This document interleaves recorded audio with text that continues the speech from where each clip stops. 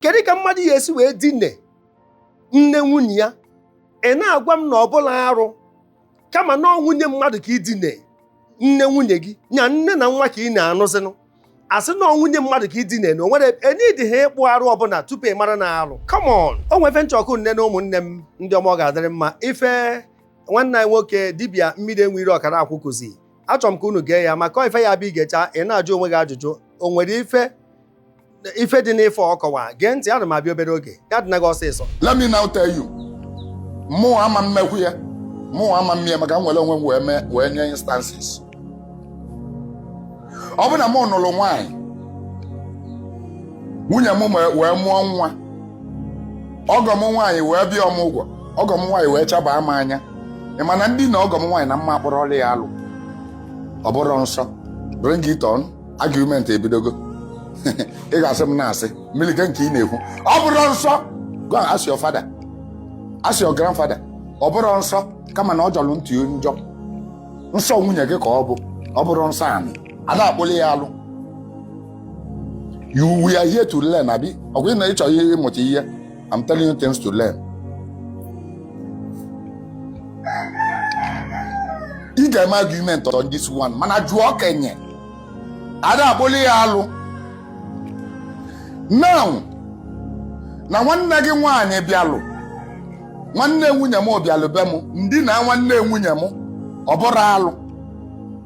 Na mụ na-anụ gị ịbụ ejima gị bịa, ndị na-ejima gị ọ bụrụ alụ. Mụ nwa bụ di gị dinala ejima gị ọ bụrụ alụ, ada akpụli ya alụ.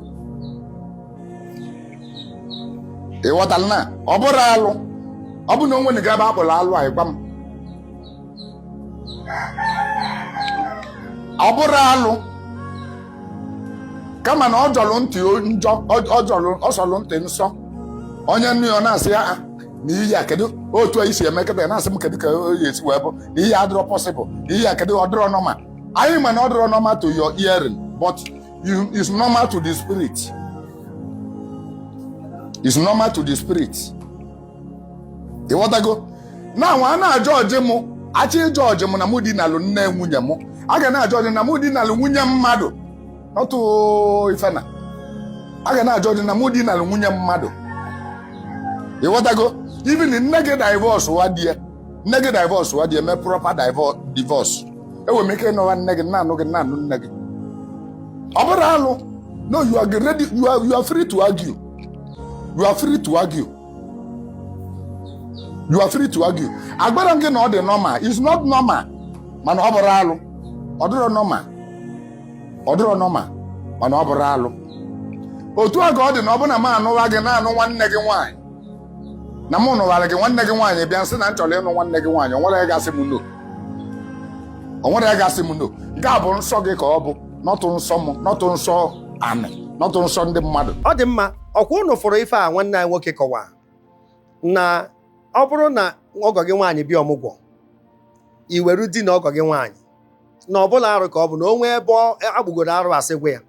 Mana o nwere ife o kwuru, ọ sị na the spirit is not against it. Ebe a ka m pikiri interest. Ajụjụ wee bụrụ kedu spirit dị ife ahụ.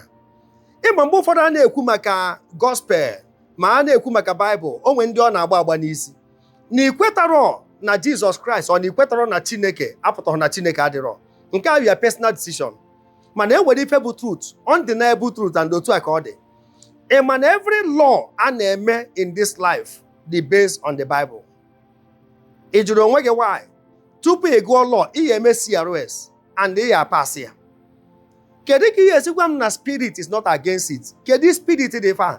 E nwere ọtụtụ mmụọ nke a na-akụzi na nkụzi nke okwukwe. E nwere so many spirits. Obodo ọhụrụ dị iche iche na mmụọ ha nwere ife ọ na-asọ. E nwere ifu forest n'obodo a, e nwere ifu river n'obodo a, nke a na-eri nke a na-asọ nke a. Ife niile a efuru ka Chineke ji wee nechaa anya wee fụ na judgment differs. O wee kpọpụta diọkpara ya wee mee ya the final judge. Nyanwa ya ekpe ndị dị ndụ na ndị nwụrụ anwụ ikpe. And that is Jesus Christ, if you believe it or not. Nyanwa ya ekpe ndị dị ndụ na ndị nwụrụ anwụ ikpe. Then every judgment is based on the Bible. You cannot make any law without the scriptures. onye ga-eji nwee the Holy Spirit, the Spirit of God. So if ọ sọrọ mmụọ obodo a na-ekwu ọ bụrụ ha na nọ ife megideru iwu Chineke mana ife ahụ enwere isi. Kedu ka mmadụ ya esi wee dine nne nwunye ya ị na-agwa m na ọ bụla arụ kama na nwunye mmadụ ka idine? Come on, if na human judgment dị limited, ka igwe onwe anyị eziokwu.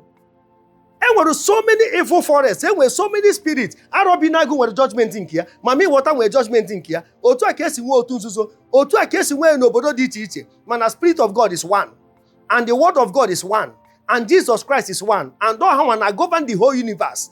Na nwa ya ekpe ndị ndụ na ndị nwụrụ anwụ ikpe. So for that reason, enwere room for argument ebe a. Idinelu nne nwunye gị, nya nne na nwa ka ị na-anụzinụ. Asị na nwunye mmadụ ka idine na onwere enidi ha ịkpụ arụ ọbụla tupu ị mara na arụ. It is evil and we have to call it what it is.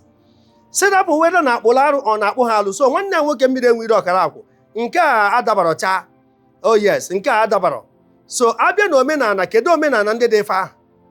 Ị na-asị ebe akpụrụ arụ, kedu ma oge a na-ekwu na egburu ejima and so many other things a na-ekwu okwu ya. Obodo a egburu mana e nwere obodo ọzọ gburu unu.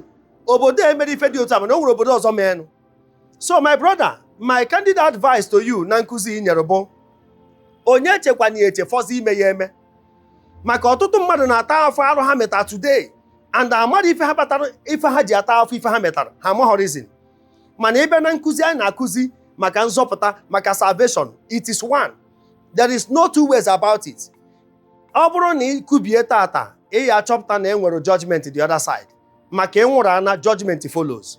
So afụrụ m nkuzi a ọgba m kim n'isi. Ị nidiro ka obodo a kwuo na arụ eme na arụ abịa na ala Igbo niile arụ ka ọ bụ ọmụnwa kwuru ya. Weda na emeri ya n'ụzọ omenala, emeri ya n'ụzọ ọbụla, ife ba arụ ba arụ, ife ọbụla megidere mmadụ megide Chineke ba arụ. Let me put it this way. Ife ọbụla mmadụ gbara oriọm na ya, odoghị anya na Chineke dị against it, ife aha ba arụ. Ị need any chief priest ịgwa gị na arụ. You need any deity ịgwa gị na arụ. The highest deity e nwere n'ụwa niile ma n'eluigwe ma n'ụwa ma n'okpuru ụwa ọ Chineke kere eluigwe, Chukwu okike abịama. So if ọ na ọ dị against, ife dị evil before men and before God bụ arụ. So nwere otu ọzọ anyị esi wee kpọọ ya arụ na bụrụ otu anyị si wee kọwaa ya. Biko ka anyị na-agba mbọ na anye nkụzi ya dị enyere anyị aka, maka nke ọ kụzi na echere m na ọ ya enyechara anyị aka otu nsi wee fọta ya. Ọya ka m ji wee sị ka mma ya ọnụ. Zisa n'ihe onyonyo a enwefe ndị ọzọ ka anyị wetara unu. Aha m brother Paul Chigbo, ka emesịa nụ.